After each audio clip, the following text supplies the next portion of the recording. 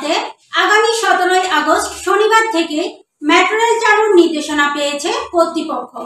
শিক্ষার্থীদের কোটা সংস্কার আন্দোলন চলাকালে দুর্বৃত্তদের হামলায় ক্ষতিগ্রস্ত 2 স্টেশন মিরপুর 10 ও কাজীপাড়া বন্ধ রেখে আপাতত মেট্রো রেল চলাচল শুরু হবে।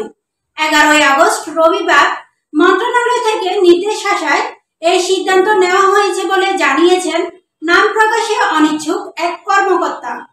আপাতত 2 স্টেশন বন্ধ রেখে দিয়াবাড়ি থেকে মতিঝিল ট্রেন চলবে। এক সংবাদ বিজ্ঞপ্তিতে সরকারের পক্ষ থেকে বলা হয়, কোটা সংস্কার আন্দোলন চলাকালে সংঘাত সহিংসতায় মেট্রো রেলের কাজীপাড়া ও মিরপুর 10 স্টেশন ক্ষতিগ্রস্ত হয়। আপাতত এই 2 স্টেশনে ট্রেন থামবে না।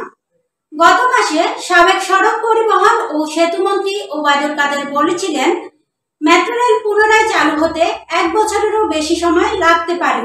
এর আগে আজ সন্ধ্যায় সর্বোচ্চ 7 দিনের মধ্যে মেট্রো রেল পরিষেবা পুনরায় চালু করা হবে বলে জানিয়েছিলেন ঢাকা মেস ট্রানজিট কোম্পানি লিমিটেডের ব্যবস্থাপনা পরিচালক MAN সিদ্দিক। তিনি বলেছিলেন, আমরা সর্বোচ্চ 7 দিনের মধ্যে কার্যক্রম পুনরায় চালু করার জন্য পুরো প্রস্তুত থাকব।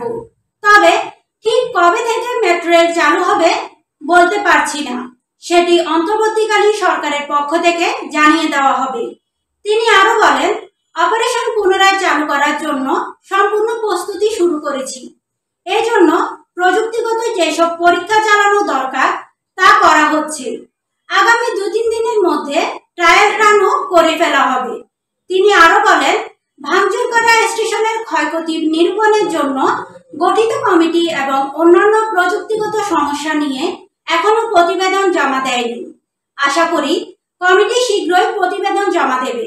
প্রতিবেদন পাওয়ার পরে এই স্টেশন নিয়ে পরবর্তী সিদ্ধান্ত জানানো হবে। এদিকে মেট্রো রেলের কর্মচারী গত 9 আগস্ট শুক্রবার থেকে বৈষম্যহীন বেতনের কাঠামো সহ বেশ কয়েকটি দাবিতে কর্মবিরতি পালন করছেন।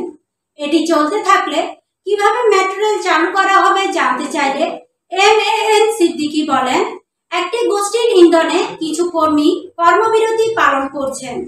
এটি দ্রুতই সমাধান হয়ে যাবে। মেট্রো রেল সার্ভিস চালুতে এর কোনো প্রভাব পড়বে না।